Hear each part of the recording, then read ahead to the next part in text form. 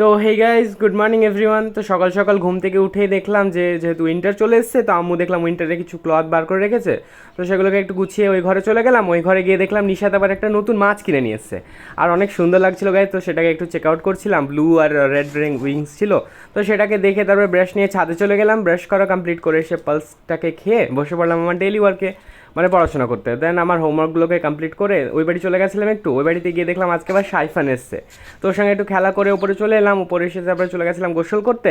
গোসল করা কমপ্লিট করে চলে এলাম। তারপরে একটু ভ্যাসলিনের ময়শ্চারাইজারটাকে হাতে পায়ে একটু লোশনটাকে লাগিয়ে নিলাম। তারপরে ভাত ডাল আর চিকেন দিয়ে আমার দুপুরে লাঞ্চ করে একটু ওই বাড়ি চলে গেছিলাম। ওই বাড়ি গিয়ে একটু টিভি দেখছিলাম।